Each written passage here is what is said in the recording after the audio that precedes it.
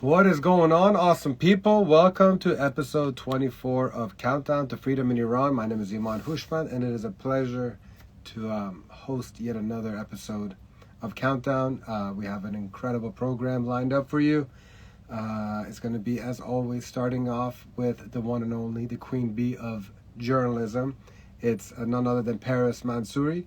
And then we're going to have a Uniters update from the lovely Mona Haghighi.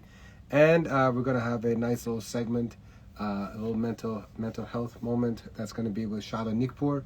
We're going to be talking about compassion, fatigue, and our special guest. This is drum rolls. Our special guest this evening is as an Israeli singer, musician, producer. I'm pretty sure that if you've been following the revolution, you've come across some of his videos where he is singing his heart out, literally singing Iranian music. And a lot of the famous songs, such as Shervin's Baraya and a lot of Mohsen Yegane. And, he does it very creatively. And it's all about also promoting and showing a lot of unity between Iran and Israel. So very grateful that he's going to be joining us this evening at 8:40 p.m. Eastern Time. So stick around. It's going to be a little bit of everything and anything. Of course, we're going to be talking about the Azadi Festival with Mona June. And some other exciting things that we got lined up. So buckle up. We're going to get started right off the top with Paris Mansouri. I think she's the one who now fell asleep because she hasn't pressed the button yet. So I'm not able to bring her on. So I have to buy about 30 seconds of time. So now I can rub it in her face for not being ready yet. But yeah, so we got a great program. And I did say his name. I didn't say his name. I'm sorry. I'm so sorry. Our special guest name is Itay Ben David. Thank you so much for Paris Massa Amini. Totally. I got so excited that I forgot to say his name.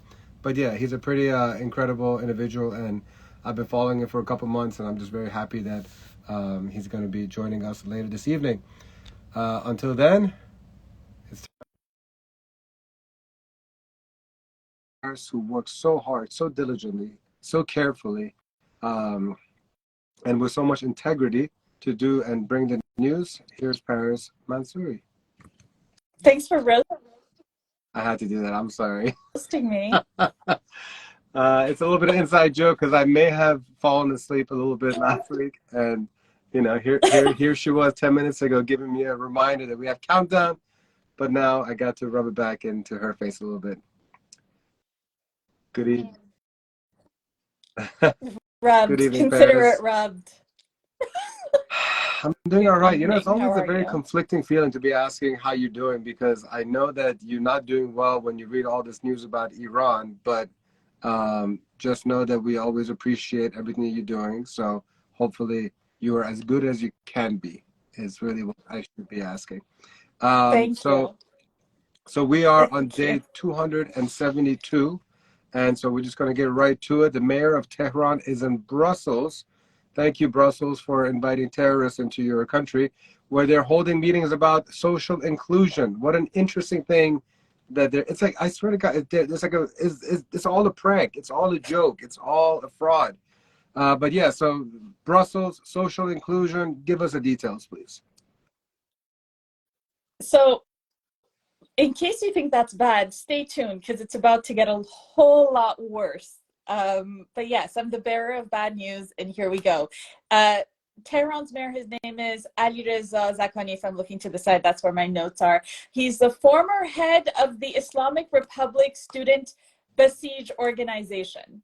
We'll let that sink in for a moment. If you're not aware of what the Basijis are or what the Student Besiege is, they're essentially an oppressive group. It's a paramilitary organization, and the Student Besiege is the group responsible for going on university campuses and making sure that students and women are abiding by Islamic law. They are notoriously violent, and the European Union Commission has actually sanctioned the organization, which makes it even more shocking that the head of that organization, who's now the mayor of Tehran, gets to bypass all these sanction laws, because technically you're not allowed to travel to those countries or places that have sanctioned you. So it is like shocking that he's there, but it even begs the question, why invite him in the first place to speak about social inclusion when you represent one of the most oppressive states on the I'll planet. never be able to understand these kind of things.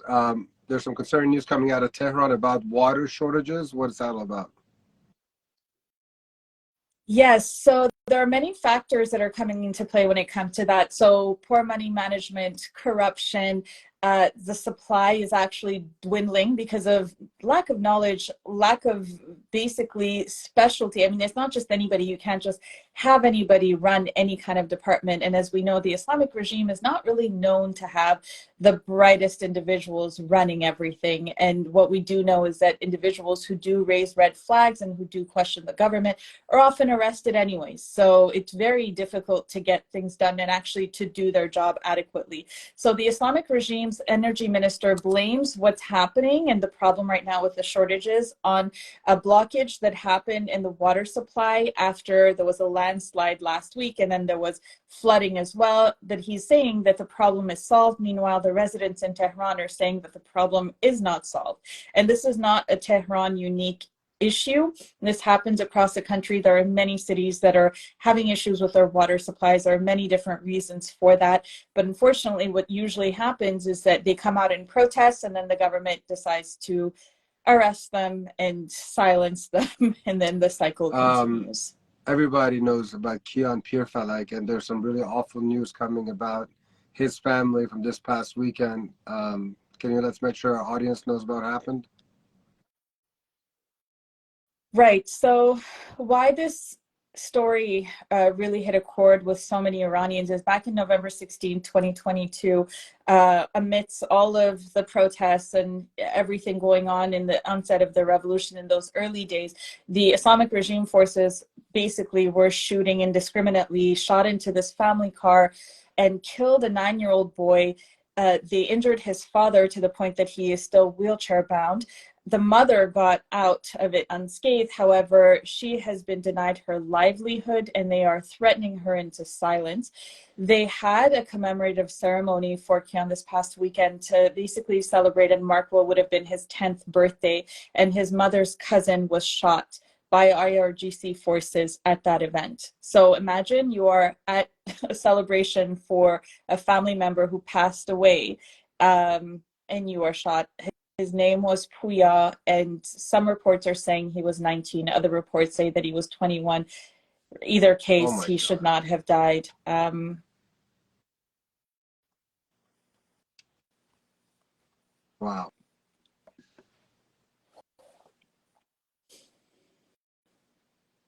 You hadn't heard that story, Manjun? No, I completely missed that story. I'm sorry, guys. Don't worry. Take a moment if you need to. I go through this every time I prepare these. The protests in Iran are indeed ongoing. We know the people of Zaydan have been coming out every Friday, excuse me. What other ones have been happening? So the protests have expanded. It's not just it's happening in like the main cities. 282 cities since the beginning of this revolution back in September have been now registered as having protested. The number that there are, again, not 100% sure. They're saying about 1,000 people. Some people say it's 100 to 750 people that have been killed by Islamic regime forces. Those are the ones that are accounted for. We all know that there are plenty of unaccounted individuals who have been victimized by this regime. And the arrest number, Imanjun, I know we kept hearing the number 20,000, but the number now they're saying is closer to 30,000 individuals who have been arrested during this revolution. To keep in mind as well, when it comes to protests, individuals are not just protesting the right to freedom, and it's not about women's hair or women's rights only. Food prices have almost doubled within this year, according to the Statistical Office of Iran. Food prices have gone up 80%. Now, inflation is something that we're familiar with in Western countries as well. We all know the price of eggs have gone up, like everything is costing more now. Imagine if it was 80% more, and imagine if your currency was devalued. This is a terror that the Iranians are living under, and there's literally no recourse for them. Individuals who are hardest hit are retirees because the government is not giving them their retirement money. And on top of it, they're dealing with basically falling below the poverty line, which is a reality for many, many Iranians. And despite all of the threats and all of the dangers of protest, they are still going out to protest. So the seniors of our country are going out to protest as well. And there were several protests organized today across multiple cities. Today is Wednesday, by the way, in case you're watching this not on there was Wednesday. also a protest in Ottawa, Canada this weekend, right up your alley. But Islamic regime supporters also showed up. Is this unusual for protests in Canada? It's definitely not unusual for protests in Canada. Many may be aware, many may not be aware. Canada is a known safe haven for Islamic regime retirees, officials, IRGC sympathizers, family members, and they often show up at protests. I have personally witnessed them filming individuals, and essentially they do this to identify who you are, and then you could be arrested or your family could be harassed when you go back to Iran. So this happened over this past weekend, but the interesting part was that it was a smaller protest, and the individuals coming to basically the counter protesters, the ones who showed up in support of the Islamic regime, are non-Iranians who are staunch advocates for Khamenei and the Islamic regime, and who are calling for the arrest of protesters as well. So if people are unfamiliar with him, one of the main individuals, his name is Faras al-Najim. He's actually been arrested before. He's been known to get violent with Iranians who rally for the freedom of Iranians here in Canada. So an interesting name to keep in mind. But yeah, so even when we protest, we're not. I think I saw this video of like two of the guys, and then one of the guy kissed the guy's shirt that had like Khamenei on his chest. Is it the same video, same protest? That was filthy. Yeah, same protest. And then there was I'm so sorry. It keeps happening, Imogen. It seems like we're talking over each other, and I promise everyone watching it is not on purpose, and we're not realizing when it happens. On Canada border. Probably. We can blame a lot of things on Trudeau. All right, so let's move on to the next topic. There's an interesting and questionable news about Canada. We're going to stick to Canada here. And the Netherlands taking Syria to the World Court over torture. No, I have not actually. Have you heard about this one? This is the one I was telling you to brace yourself for. So for 44 years, we know what the Islamic regime has been doing. Since September, we've been screaming from around the world to do something about the Islamic regime. But I think they're confusing the word Iran with the word Syria, not to minimize what's happening in Syria. But Canada and Netherlands are looking to hold the government of President Bashar al-Assad responsible and accountable for gross human rights violations and torture under the UN Convention Against Torture. That's thinking. So after all that, they are going to try to take some country to court, but that country happens to be Syria. So in their application, Canada and the Netherlands claim, and I'm quoting here, this is from the report from the United Nations, from the World Court. It says, Syria has committed countless violations of international law, beginning at least in 2011. The countries have asked for emergency measures to be taken to protect those at risk of being tortured. Yeah, I didn't brace myself hard enough. I still got shocked. Clearly, it didn't work for me. Okay. Oh. I was reading this and I'm like, absurdity. Sometimes I feel like our program is like a parody or something like that, because like some of the things they don't seem real enough, but unfortunately it's as real as it gets. Before we move on, by the way, I just want to, again, I highly encourage anyone to go look at this because it's shocking in and of itself. But what's really interesting, it says Syria has committed countless violations of international law beginning at least in 2011. I don't know what part they missed, that what's been happening in Iran has been happening since 1979. The gross violations of human rights, the mass murders of innocent individuals has been happening since 1979. So a lot of times I know we talk about protesting and amplifying the voice, and it's really important to continue doing that. But at the same time, it's important to remember that we're responsible to help the people in Iran, because it's becoming even more evident as months go on that these foreign governments, these Western governments, are not going to help. I don't know what else is needed. We've witnessed child soldiers on the streets of Tehran where they're using children as basically shields for bullets, and nothing is being done. And now we're hearing this. So again, not to minimize what's happening with Syria, I hope that Bashar al-Assad is held responsible, but it's unbelievable that Iran isn't put in that same category, or at least have some kind of separate initiative. They pick and choose based on whatever it is in their own particular agenda, and clearly in the West, nobody cares to help out Iran. Before we get to our weekly update on protesters and detainees, could you fill us in on what's happening in Oslo? Yeah, so there's an annual global conference that happens in Oslo. It's called the Oslo Freedom Forum. Human rights defenders from around the world basically get together at this convention and talk about important subjects that need to be discussed and need to be brought to light. Masih Alinejad and a couple other people who claim to be speaking for the people of Iran are also there.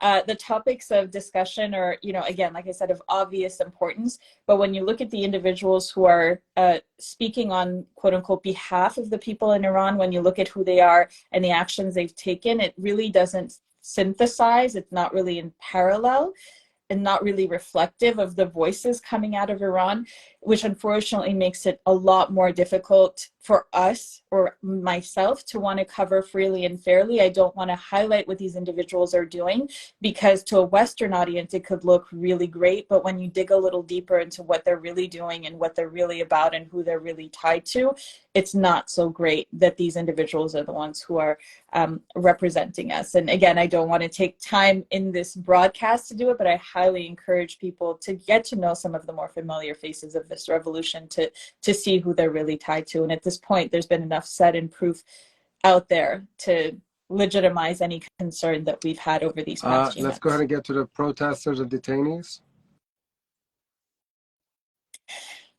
I don't know if you saw this one, Ivanjun, on Threads, but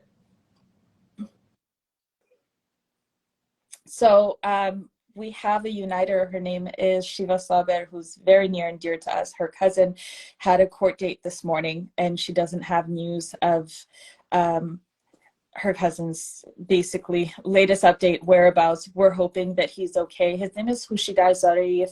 If you hadn't heard these newscasts before, when his story was in the news, he is basically a Baha'i Iranian, and that's his only crime. And he was arrested several months ago and just completely detained for absolutely no reason. He is a judo coach. He's a judo champion. He is an upstanding member of the community. He's a businessman. He's a father of a daughter, a husband, and for absolutely no reason, this family is being harassed. And so he'd been detained for a period of time. He was released, and he had a court date again today. We don't have an update, but we're praying for his safety and his well-being, and that really it was just a court date and he was released. Again, his hashtag is free Hushidar. So let's please keep his name out there just to make sure that his story is kept alive until we know for sure that he is safe. If you're watching, I'm terribly sorry to hear this. I when I saw this right before coming on, I was caught off guard, and so praying for his safe return. Before we go on to the next, I wanted to also mention, we talk about protesters and detainees. I wanted to bring to light some things that happen, like relatives of individuals who are arrested, who are harassed on a constant basis. There were 30 relatives of individuals who had been killed. They got together last week on June 9th. So basically they were gathering to commemorate their loved ones, and IRGC forces arrested all of them, and they were mainly grieving mothers at grave sites that the IRGC rounded up. They detained them for 12 hours, and then in the middle of the night, release them on a desert road between two cities near Salfis. So this is how action individuals, this is how grieving mothers. What are the hashtags that we're following and that we should be? Yeah, it's free Hushidar, an IRGC terrorist that we're always going to keep and maintain. Obviously, Mohammad Qobadu, we don't have news about his whereabouts either, but he is under threat. Basically, they've threatened his life, and we're constantly worried that he is going to be hanged. So hopefully he won't. Hashtag Mohammad Gobadlu. And obviously the mainstays we've been mentioning every week, Mahsa Amini, Iran Revolution. All right. And Let's final keep their names message alive. for our listeners.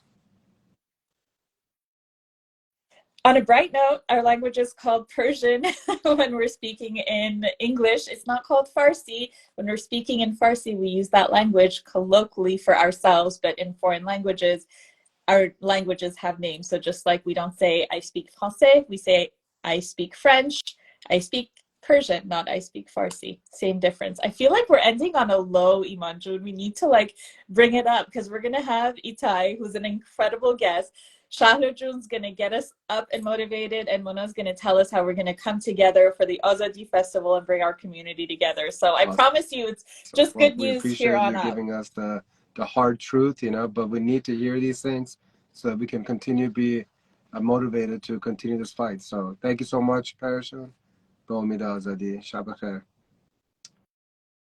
right, ladies and gentlemen, we're going to go straight into welcoming Shahla. Shahla Nikpour is a licensed clinical social worker that holds active license in the states of Arizona, Florida, New Jersey, New York, and Virginia. She holds 2 master's degrees, is a licensed creative arts therapist, and holds her 2nd master's in clinical social work. And tonight, we got an interesting topic. Hi, Shahla June. Hi, Iman. How are you? Good to see you. It's been a while. I'm so glad that you were able to make it. I know you're juggling a lot of things personally in the past couple of weeks. So first of all, my heart is with you, and really appreciate you making us time and helping out the Iranian people with the things that you're so knowledgeable about. So if you don't mind, we're going to go right in. There are 2 things to start off with. First, we want to acknowledge Pride Month for Iranians, and then we want to discuss compassion fatigue. Why is the Iranian diaspora more susceptible to compassion fatigue? Sure. I mean, again, I just want to give a shout out and just celebrate Pride Month, and for all of the brave Iranians in Iran and in the diaspora that not only are dealing with what's happening politically, but dealing with, their identity and, the persecution that they're dealing with in Iran. So I just wanted to celebrate that, and we celebrate you. But yes, I'm gonna not, it's not as upbeat as Paris wanted it to be, but just talking about compassion fatigue now, we're in the month of June, and this revolution has been going on since, late August. And, I don't know about other people, but I'm definitely feeling compassion fatigue. I sometimes don't know what's going on. There are days where I'm just kind of like completely disconnected on what's happening for us in Iran, or just being connected to the community. But, compassion fatigue, again, is just mental, physical, emotional, psychological exhaustion. And the diaspora is more susceptible to this because of all of the hardships that we're dealing with. I mean, Paris just talked about, the food and the price of food going up in Iran. So the diaspora and the Iranians in Iran are dealing with economic hardships, clearly the human rights hardships that we're seeing on a daily basis that we're inundated with. And then obviously uniters and people around the world that are continuing to do activism. It's exhausting. And, compassion fatigue happens to the best of us. It's something that, happens to this community too, because we have such strong emotional ties to our country. And we obviously have people in Iran that we still love and care about. So it hits us harder. But that I've said this before, Iranians are very passionate. We give our whole heart, we'll put it on the table. And I think that can be a good thing, but I also think it can be a bad thing at times, because we're putting it all out there. And so that does exhaust us, that does deplete us. I'm really struggling with it. I don't know how other people are feeling. I just kind of want to open this up to kind of that question, Iman, too, of, it's like, it's difficult. Sometimes I feel like I'm on a hamster wheel, and, it's like some days you just feel like, where do I start and where do I stop? So, that's just kind of some of the reasons why we're really susceptible to it. But you've also probably heard, people that are in our older generation. I think in the beginning of the revolution, you heard people say, well, it's never going to change. It's the same old, same old. They're going to win. The regime is just going to do their thing. And it's frustrating.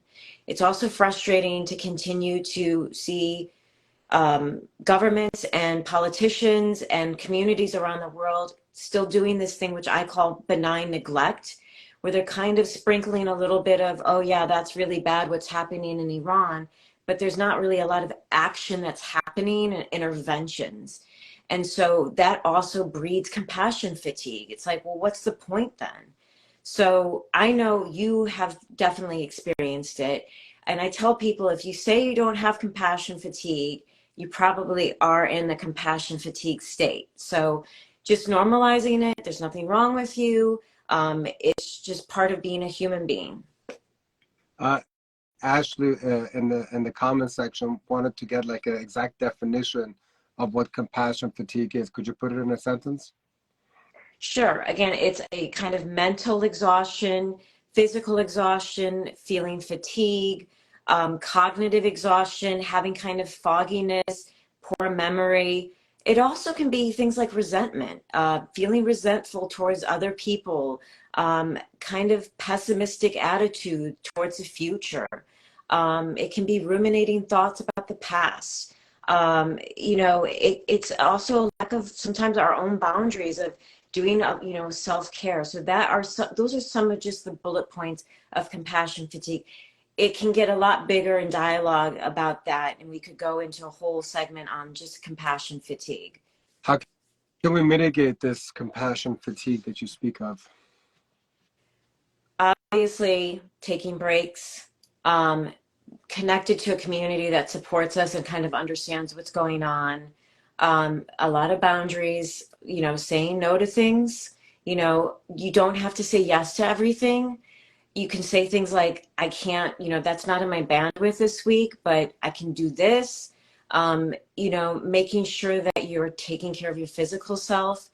Exercise is a natural antidepressant and anti-anxiety. We need to be doing that. Humor, food, the things of our culture that bring us together. But yes, we need boundaries. We need to be able to take breaks. It's okay. This is a marathon, a very long marathon. It's not a sprint.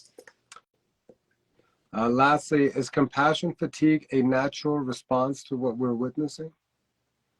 Absolutely. And I think people in other communities and other diasporas are definitely feeling this too. I mean, there's a lot happening in this world. If you're watching the news, it seems like there's a lot of doom and gloom. So we're all susceptible to this. And everyone's experience of compassion fatigue is going to be different. So you're going to see a lot of that. And also because we've come out of a pandemic, our central nervous systems are still recalibrating. We're still, trying to figure all of this stuff out. So it's okay if you have it. And it takes time to mitigate. It's not an overnight, I'm going to take one mental health day and everything's going to be A-okay. Sometimes it's going to be like a full year of doing a lot more self-care and boundary work. So everyone has a unique way of kind of processing things. I'm planning to take a couple of days off after the Azadi Festival to kind of decompress from this compassion fatigue, which I'm pretty sure I'm in the state of. Yeah. I'm gonna kind of monitor you on that. Accountability coaches or accountability people are really important. So, I hope that, our uniters, I know our uniters are watching, we kind of gently redirect Iman as well. And, that means taking a break from your phone too, and just, it's okay. People are there to kind of pick the torch and keep it running as well. So I just hope that you know that, and I hope other people in the diaspora know that. I think that it's just been a lot, but we just need to keep going, but we need to take these breaks and take care of ourselves. Appreciate you very much, Shahla Joan. And as always, make sure you don't just follow her Instagram that she's on right now, but she's got the Omid Project for Iran. So on Instagram, follow the Omid Project for Iran. In 30 seconds, explain what that is, and then we'll go to Mona Joan. The Omid Project for Iran is an IG account which provides psychological first aid to Iranians in Iran and to the diaspora. We are a group of clinicians that are from Iran, and we want to make sure that people feel connected and we get them connected to the right mental health resources as well. And so I just want to give a shout out to everybody that's in that group. They're working really hard. I am just so grateful to be able to connect with such beautiful souls. So, and thank you, Iman, always for doing this. And I love everybody. I'm just sending my love to everybody. I've been offline for a while, and I just want to send the love out there. And thank you. We love you too, Shahla Joan. All the best to you and the fam. We'll be in touch. Good night. Thank you. Bye, guys. All right. From one awesome lady to another, I'm going to welcome in the lovely Mona Haghighi. She's been such an incredible force with everything we're doing at the Haghighi Festival. This is the Energizer bunny right here. Hi, Mona Jan. Hi, how are you? Good, how are you? Thank you. Good to see you. I don't know why I'm laughing and smiling. I don't know. Maybe I'm just like, I feel bad of how much I put you to work at Unite and Conquer. It's used to it by now. I know, I feel bad. I feel like we should create a group chat just for the sake of creating a group chat. Please, no more group chats. All right. Well, before we get to our special guest, which is Itay, who's going to be joining at 8:40 p.m., we got some exciting things to talk about as far as the Uniter segment. Mona, go ahead and lead the way. Okay, so before we get to the exciting part, I just want to mention one more time. I know we always mention, but nobody should forget that Too Saleh has been in solitary confinement for over 227 days, which is, again, ridiculous. And so if you haven't seen the video, the Surah Mush video that we recreated of Too Much, the Uniters did this, and you haven't seen it, you haven't shared it, you haven't liked it, please do. It's a really cool video, and it's just to bring awareness to Too Much and all the other political prisoners in Iran that need to be freed now. That's right. The video is available in my feed and the Let's Unite and Conquer Instagram feed. It's on the Unite and Conquer YouTube channel. Watch it, share it, drop a comment. Yalla. So I think we got something going on July 3rd, I believe. Yeah, something small, get together. So it's a 12-hour outdoor festival called Haghighi Festival. We're gonna have food, music, entertainers, activists, a dog park, a kids corner. I mean, there's gonna be a lot. It's for families to come together. We're gonna still raise awareness of what's going on in Iran while getting together through our culture, and you know, showing the world who we really are and how beautiful our country, our culture, our people are. That's right. From 1:11 p.m. to 1:11 a.m. on July 3rd in Tyson's Corner, Virginia.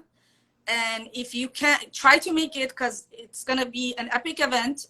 If you can't make it, it's going to be live streamed. So it's going to be amazing no matter what. Yeah, you did a very good job of talking about it in detail. The only thing I have to add is that it's family friendly. Children are free. And you said the live stream part. We got a ton of incredible ambassadors that are helping out. We have great performers coming from LA, such as Shaheen Samadi, Ashley Zara. We got Arash Roshan, who's going to do like a comedic, more like satire type of performance. You know, these are really incredible individuals.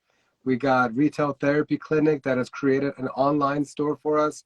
So if you click the link in my bio, you get to see all the great Haghighi Festival merch. It's the ultimate festival, Mona June. I mean, that's pretty much the best way to explain it. No, I mean, it's amazing. The more we plan it, the more I feel bad that I'm not going to be there. You need to stop saying that. Just stop saying it. I wanted, like, the other day I was in one of the group chats and I'm like, I just want to cry because I want to be there so badly. It's going to be amazing. So if you're anywhere close, even in the US, I would recommend you to be there because the tickets are $10, so not a big deal. Just get a flight. If you're in another state, it's not gonna be a big deal. In case anyone's wondering why Mona's not going to be there, she's doing her laundry that day, so she's not going to be able to. I'm watching here.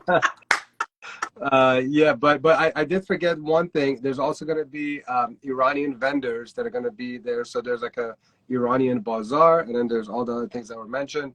But truly, if somebody is like not able to come join us in DC, there's still a great way for you to be watching, and that is through the live stream. I mean, we're really going above and beyond in putting together a high quality production live stream so that if you're not going to be able to make it in person, it's the next best thing.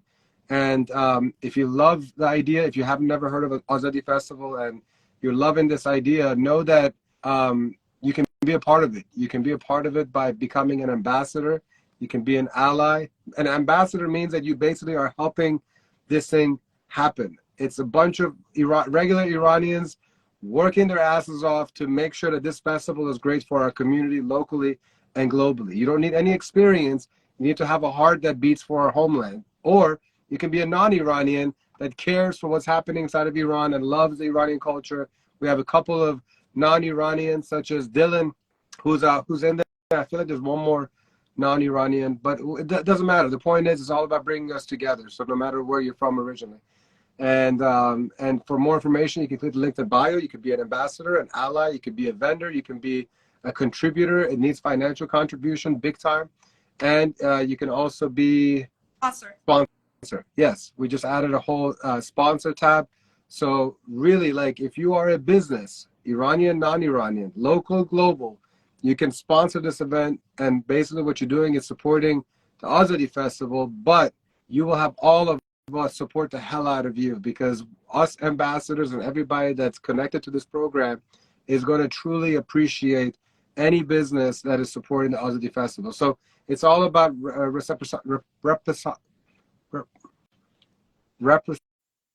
oh my God, I cannot say the word. Reciprocating. Oh my goodness gracious. Oh my goodness. I was actually thinking of another word, but it's reciprocating. I can't talk. It's been a long day, guys. I'm just excited for Itay. We're going to have a great conversation. I hope he sings something like a cappella. But before we get to him, is there anything else that we missed? No, I think we got everything.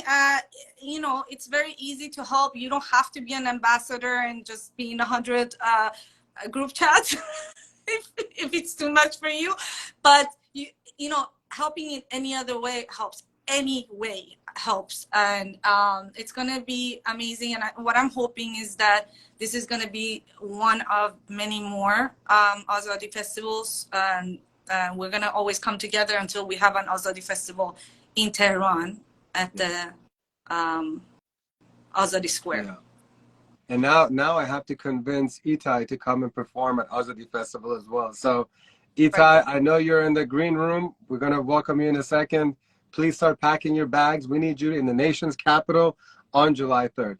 But why am I telling you, Mona? I can tell them directly. Right. Mona, thank you so much. I appreciate you very much. Everything you're doing at Unite and Conquer and for the festival is like incredible. You and your sister, just super blessed to have these angels around that are making this all possible, because I don't know what the hell I was thinking when I decided to do this thing. So that's just me being stupid and crazy. But we're going to make it happen. You bring everybody together. We all love you, and that's why everybody's there to help, because of you. Thank you so much. Have a good night, Bomida Azadi, and sit back and enjoy a great program coming up with Itay. I will. All right. So, ladies and gentlemen, it's on to the best part of this program. No disrespect to Paris and Shahla and Mona, of course, but our special guest this week is Itay Ben David. He's a music producer who also sings in several languages. And by several, I'm talking about 45. And I'm sure by now it's 46. I feel like at the pace he's going, he's learning a language every day. He plays several instruments. And if you watch him on his Instagram and TikTok, he displays all those instruments. He happens to make tons of content supporting Iranians in this revolution, despite not being Iranian. He's Israeli. And we are so in love with any non-Iranian that is doing some kind of support for us, and he's gone above and beyond using his talents and his genuine heart for the Iranian people. He's made himself he's made a name of himself through his talent. But for us Iranians, we not only appreciate his talent, but are deeply touched that he's been using it to share the stories coming out of Iran the past few months. And I look forward for all of us, but especially me, to get him to know better, because a few months ago, I was like, I would love to have this man as a special guest on Countdown. And thanks to our producers, we made that happen. So please help me welcome the one and only Mr. Itay Ben David. Good evening. Hey, how are you? you? Good, good. Thank you so much for having me. Oh, it's a pleasure. It's a pleasure to virtually meet you, my friend. Thank you so much. Iman, right? Iman, yes. Iman. Itay, correct? Yes, correct. We both have names that require a little bit of question, you know. Right, right. But yeah, but first and foremost, on behalf of many Iranians, our sincere gratitude to you spending so much of your time, your heart, your soul, to be the voice of our people. So much love and thank you for that. From the bottom of my heart. So my friend, let's just go ahead and get right to it. How did you end up singing in so many languages and playing so many instruments? Well, yeah, it's been since I'm very young. I'm playing instruments.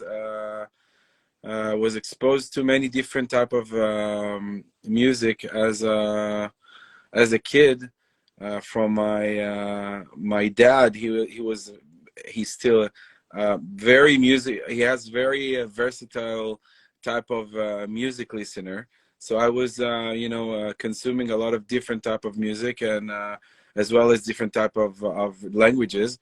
And yeah, later on I discovered that I like to sing in different languages. When I was probably 21 or 22, I started this music journey with an Israeli band, which is have you heard about Stomp? The group that performs in Vegas at the shows and stuff? Yeah, they do like drumming and yeah, of course. So I was under contract with this Israeli version of Stomp for like 5 years, and I got to travel a lot around the world. And when I went outside Israel, I got confirmed that the way I speak different languages or sing in different languages it sounds sounds like a native speaker. Oh yeah. Yeah. So slowly I picked it up. Started I was already singing all of my concerts. I was singing in different languages all the time, but I took it in a different level a year and a half ago when I went to on my TikTok account. I started a series of taking one song and singing it in as much as languages as I can, and yeah, that's my relationship with music and languages. It was there for many years. And then, like, were you singing about Iran before the revolution, or so did something right before happen? the revolution? I think it was probably. I think revolution started around September, and I think July or June, 3 months before. I was. So I grew up in Israel. Was born and raised in Israel, and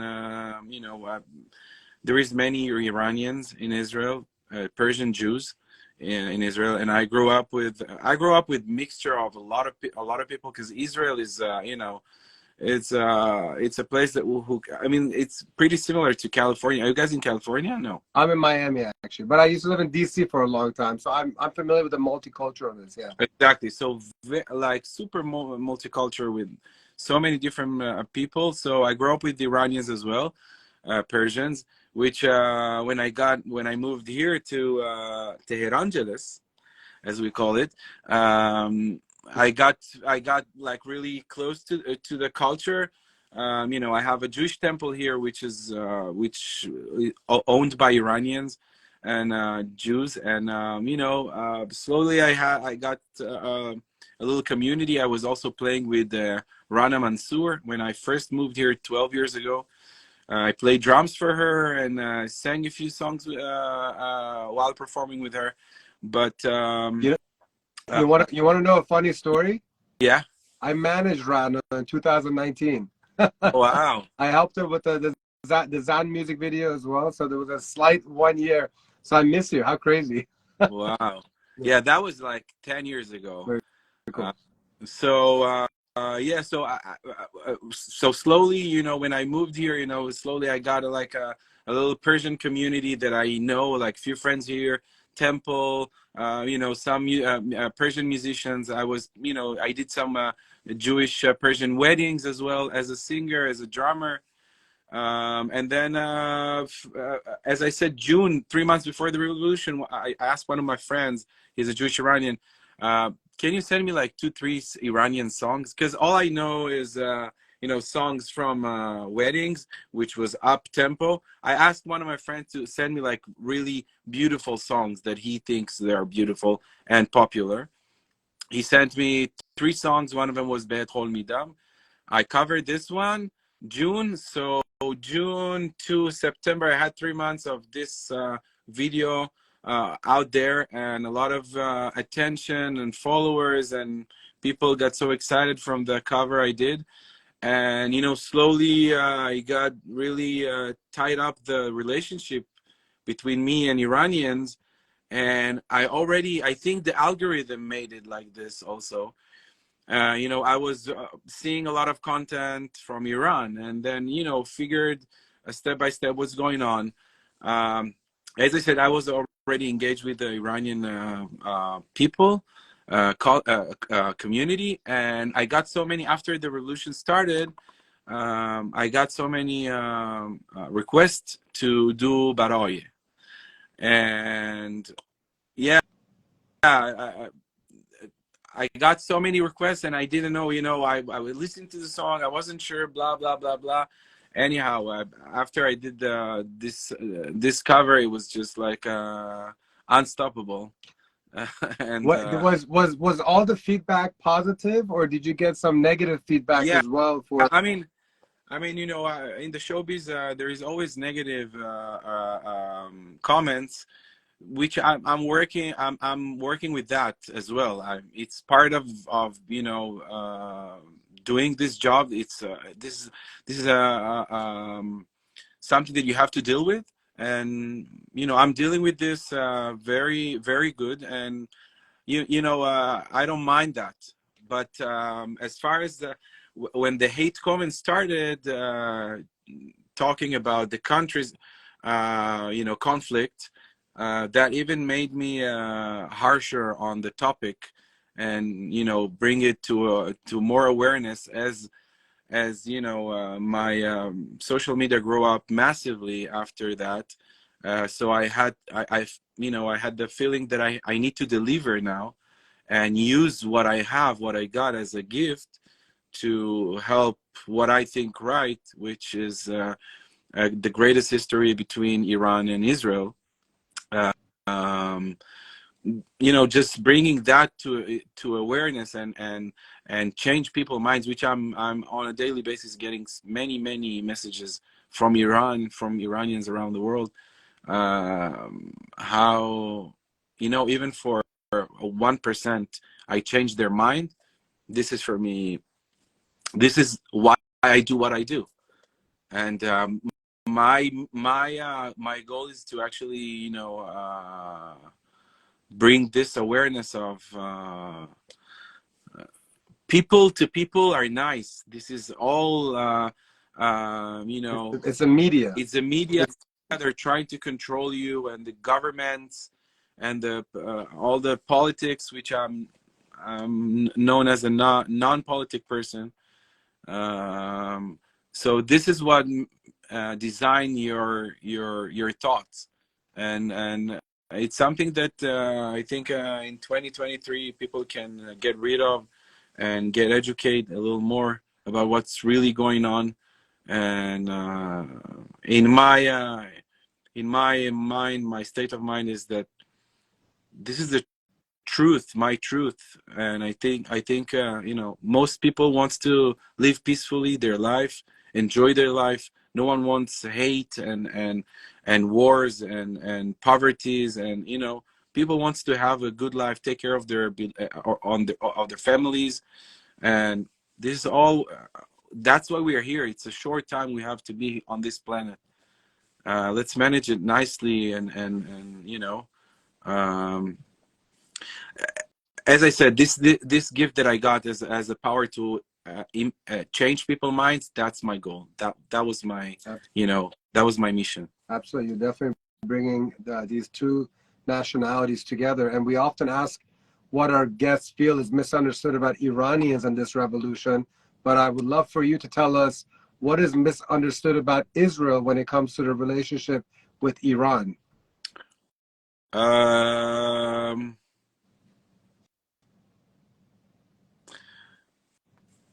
mean, I think it's just from what I'm getting from people, it's just this awareness that no one hates no one, and this is not war between people.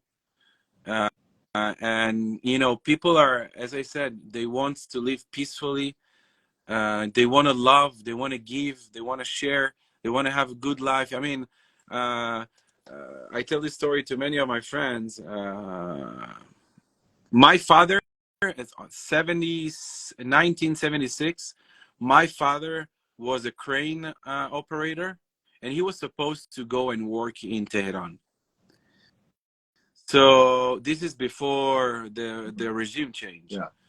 So I mean, you can imagine, since I started this, I talked to many Jewish Iranians about the relationship that they. I mean, I was born in 1985, so it's 10 years out. It's almost 5-6 years after the revolution, the regime changed. So I don't have the sense of what they had before. But my father and a lot of people, Jewish Iranians, told me about this. It's crazy. The relationship was so tight, was so good relationship, business wise, culture wise. There is people could come and go, and it was heaven. It's like for my perspective now, it's like almost I can't imagine that now to the reality that I was born to. And yeah, because music is your world. It's everything. Yeah. Speaking of music and the world, you recently posted a video that you went to your daughter's school, right, and they had you perform, and your daughter chose the song. It was the Mosanyegana Bet Hormidam song, right? Yes. So tell us more about that whole experience of you going to your daughter's school and playing a Persian song at a Los Angeles high school or elementary school or kindergarten. It's so okay. So I was so first of all, here is what the Iranian culture comes in my life in different aspects. My daughter, she's in a Jewish school, which this Jewish school has many Iranian teachers. So most of the I would say 70%, 75% of the whole teachers in this school is Iranians. So this is also another thing that I meet a lot of Iranians during the day, besides of my music journey in that matter. So it was her last week last week in her school, and I went to one of her teacher, which is Iranian, and they followed me in the social media. They asked me maybe I can come and sing some Jewish for my daughter, because my daughter always asked me to come and sing for her. But we managed a few weeks ago to go there for Friday, which is Shabbat, to make to have there is a few blessings and sing for the kids, like maybe 2-3 songs of Shabbat songs.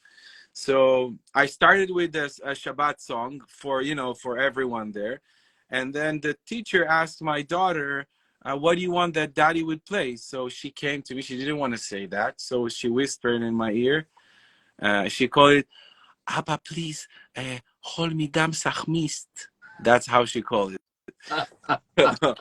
So I love that. Yeah, so I sang it. It's a song that she really loves, and she's 4 years old, and she she sings it almost fluently, even though she has like, you know, pronunciation thing, but it's amazing. And for me, it's like, you know, I sing in many different languages, but you know, that to have this thing that also because I'm very 150% type of person with anything I do. So, you know, my family also gets that Iranians. It's not that I'm in my studio, done with music, I'm going back home and I'm a father. No, it comes with me. The music is around me all the time. So, you know, even in my birthday a month ago, she didn't sing Yom Huledet Sameach, she sang me Tabalo, Tabalo. So it's because that's what she hears in her school. So yeah. You know what? You keep on singing these little parts, and everybody wants to hear you actually sing something. Would you want to say a couple of your favorite lines of one of your favorite Persian songs? There is wow, there is many. Oh, he's grabbing the guitar too. Ladies and gentlemen, you're about to experience an Instagram live concert. Let's not call one song a concert. We'll just call it con.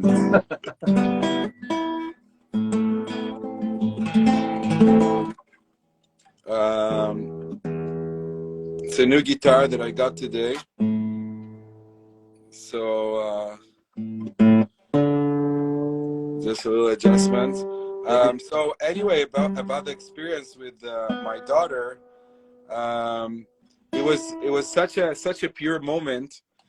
After she asking me, and you know, there is like 6 Persian Iranians in the room, everyone with the video. Then I kept singing another 3 Iranian songs. But you know, it's kind of funny how almost the Iranian culture caught me more than I caught the Iranian culture. You know what I mean? That's awesome. It's like everywhere around me, and you know, it's not only the music. That's the funny thing. It's not like, you know, people see me on Instagram, on YouTube, you know, singing Iranian songs, but they don't know how much effect I have it like on my daily basis. That's beautiful. So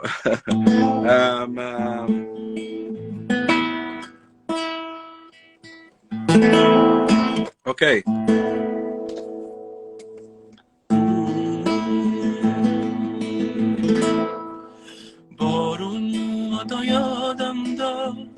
تو زورت بیشتره ممکنه هر دفعه اونجوری که میخواستی پیش نره با تره هم داره خوب میگیره ازم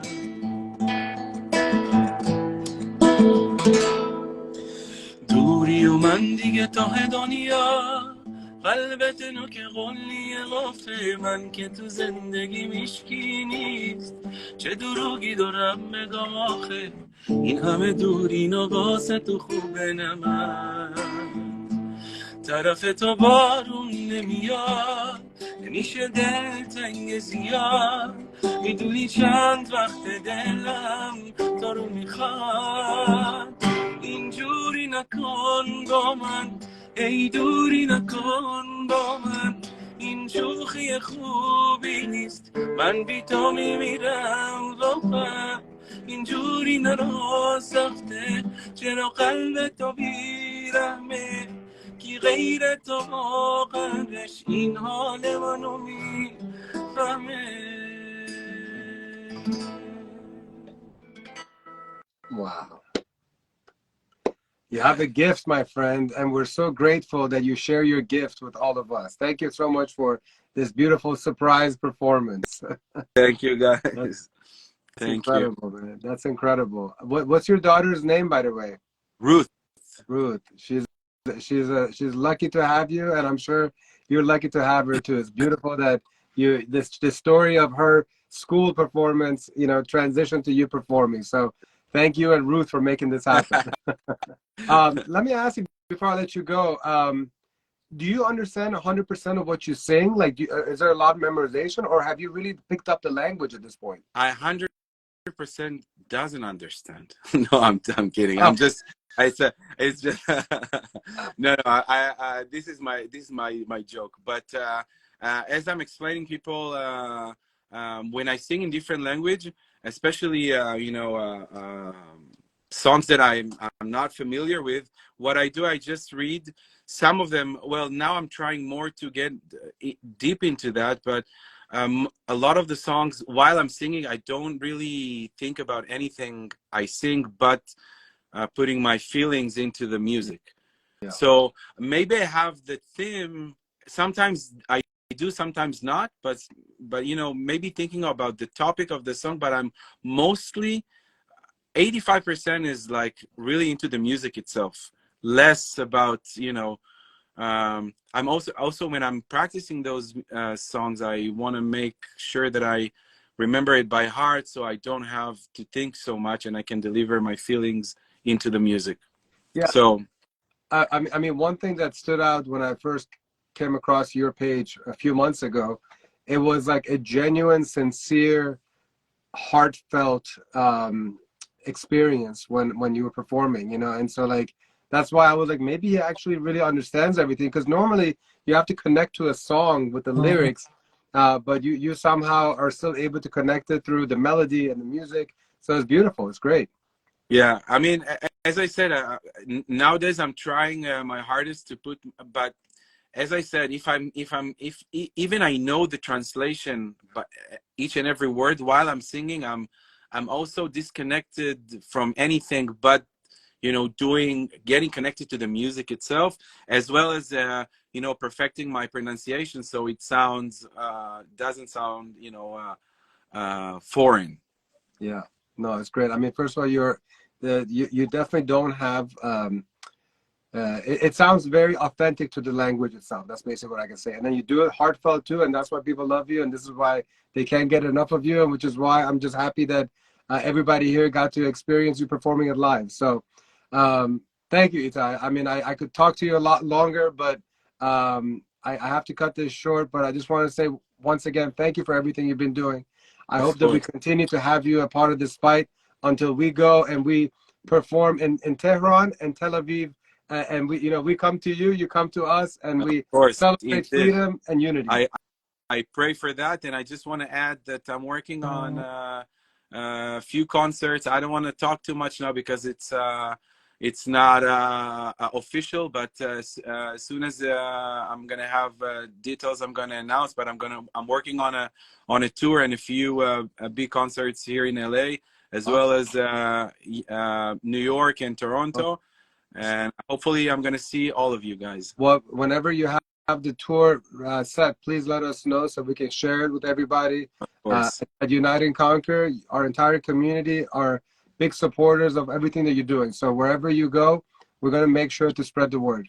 Thank you so much. I appreciate it. Be'omid Azadi. I'm sure you know what that means by now. Yes, yes, of course. All right, brother. Have a good night, man. All the best, and thank you again. Appreciate you so much, guys. Zandagi Azadi. There you go. Much love. Khodafez. Bye-bye. Well, wow, you guys got a special live performance too. I think that's pretty much the best way to have capped off episode 24 of Countdown to Freedom Iran. For all of Itay's friends and fans and everybody else, you were just tuning in to Countdown to Freedom in Iran. It is a weekly Instagram live series that's dedicated to what's happening in Iran. If you don't know what's happening in Iran, there's a revolution that's happening. And we're doing our best with this weekly live stream to continue being the voice of Iranians fighting for freedom. So we appreciate you joining in our program as you saw one of your favorite performers perform a beautiful song. And for more information about what we do at Unite and Conquer, you can click the link in my bio. You can follow the Let's Unite and Conquer Instagram. And for those who joined a little bit later, on Monday, July 3rd, Azadi Festival happening in the nation's capital, DC, Ship Garden and Tyson's Corner, a 12-hour experience that first and foremost celebrates and embraces our culture, but also continues to put a spotlight on what's happening in Iran. Greatly appreciate everybody joining. I want to give a shout out and a special thank you to our producers today, Paris Mansouri, Mona Haghighi, and the rest of the crew. And of course, Shahla, Nikpour, thank you so much for joining. Appreciate you. Join me next Wednesday, 8 p.m. Eastern Time. Our guest is going to be Darius LA. This man is a pretty cool dude. You need to follow him on Instagram, Darius LA. Looking forward to next week's episode. And have a wonderful rest of the evening. Omide Azadi. Thanks for joining us.